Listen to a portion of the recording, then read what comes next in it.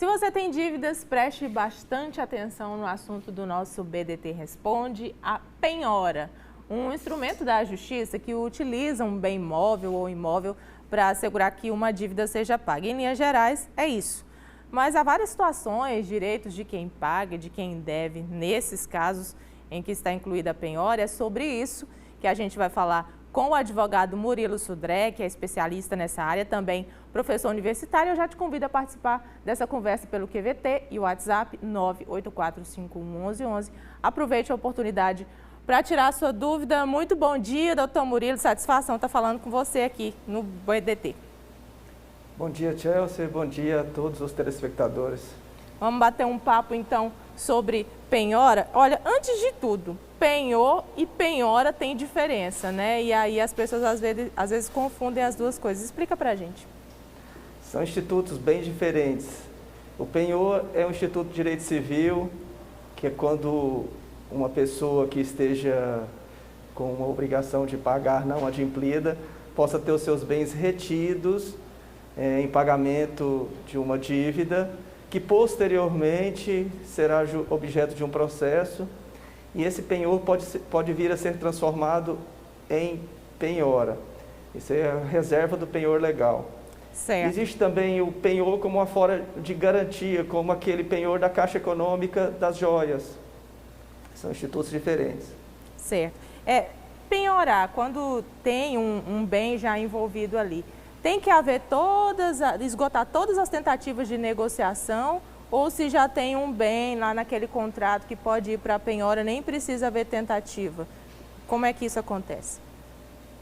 Quando o credor não consegue receber o débito do devedor, a última instância seria o ajuizamento de uma ação. Essa ação pode ser uma ação de conhecimento ou uma ação executiva. A penhora é um ato que acontece dentro de uma ação executiva. É um ato que visa especificar, bloquear, vincular um bem ou mais, né, do devedor ao processo de execução, para que no futuro, dentro desse processo, esse bem venha se transformar em satisfação do direito do credor. Certo. E, doutor Murilo, o que pode, o que não pode ser penhorado? Tem até uma ordem para isso, né? Começa por dinheiro, aí lá pelo 5º lugar dessa ordem está veículo, bens móveis. Explica para a gente.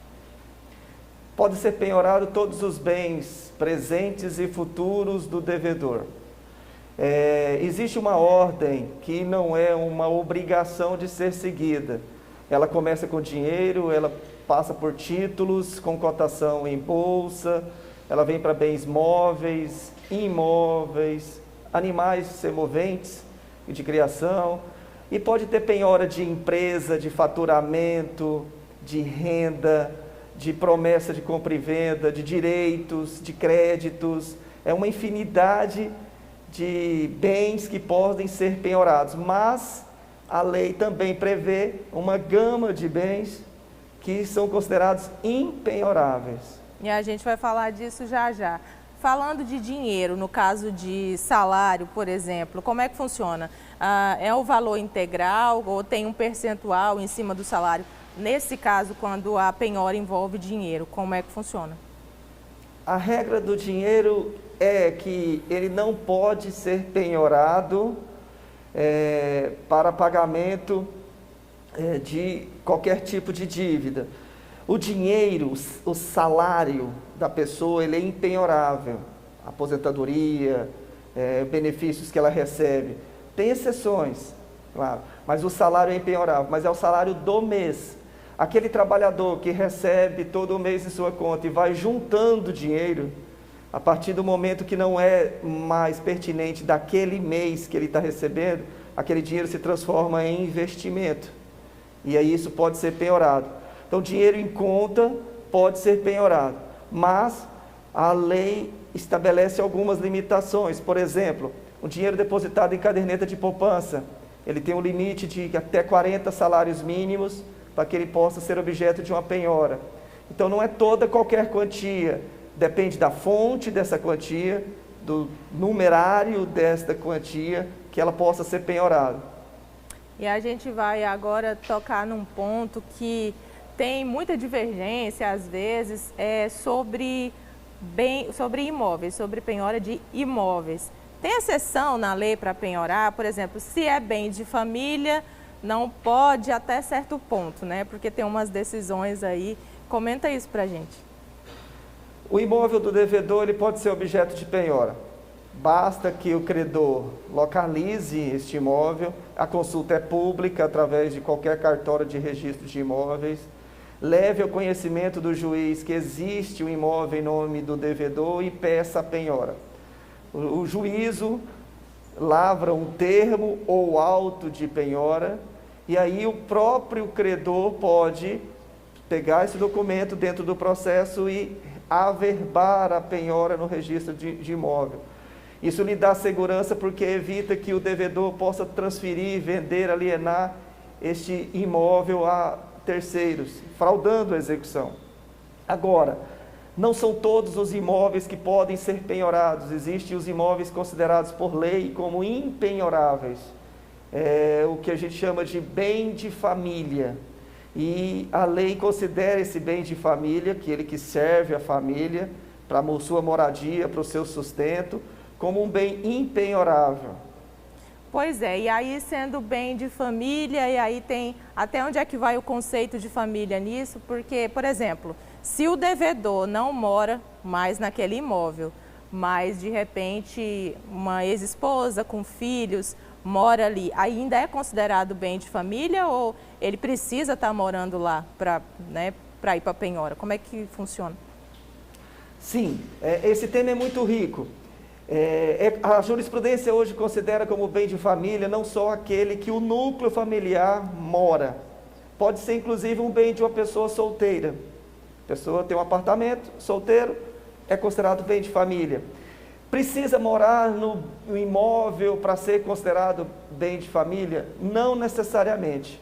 Muitas vezes a pessoa tem um bem, um único bem de família, e loca um outro bem, seja porque está em outra cidade, seja por qualquer tipo de situação. E usufrui daquele aluguel do seu bem de família para pagar o seu aluguel ou eventuais outras despesas.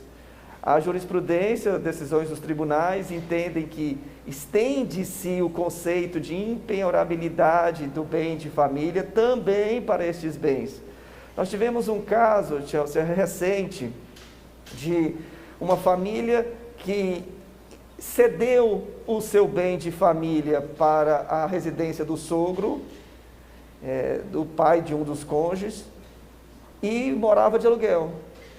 Numa dívida dessa pessoa, foi alegado pelo credor que aquele imóvel não serviria para ela, para a família dela, porque ela estava emprestado para o sogro, mas mesmo assim o tribunal entendeu que é bem de família, neste caso, e também impenhorável. Esse foi o mesmo caso lá de Minas Gerais, que teve que ir lá para uma instância superior, e aí lá no Tribunal de Minas eles consideraram que podia penhorar, e aí na instância acima que não, que embora fosse do sogro. É esse mesmo caso? Isso. Pois é esse mesmo caso. Então, no caso aí, só para a gente relembrar, né? Os sogros moravam, o devedor não morava, mas foi considerado bem de família, então não pôde ser penhorado. Agora, com relação ainda a bem de família, no caso de fiador, né? É a mesma consideração nesses casos ou muda alguma coisa? No caso, quando a penhora vai para o fiador. Chelsea, existe uma lei, a Lei 8.009, de 1990, que ela elenca algumas exceções da impenhorabilidade do bem de família. Em que pese seja o único bem de um núcleo familiar, de uma pessoa solteira, ele pode ser objeto de penhora, por exemplo, para pagamento de uma dívida de financiamento do próprio imóvel, dívidas de IPTU do próprio imóvel, produto de crime, pagar alimentos que o dono do imóvel tenha que prestar a alguém e também para garantir um contrato de locação na qualidade de fiador. Então, se você foi convidado por alguém a ser fiador de um contrato de locação e esse devedor principal, locatário, não pague o aluguel, na qualidade de fiador, você será demandado numa ação executiva e pode ter o seu único imóvel familiar penhorado para responder por essa dívida. É uma das exceções que a lei traz como possibilidade de penhora do bem de família. Olha aí, então, quem estiver sendo fiador de alguém por aí, muito cuidado com isso.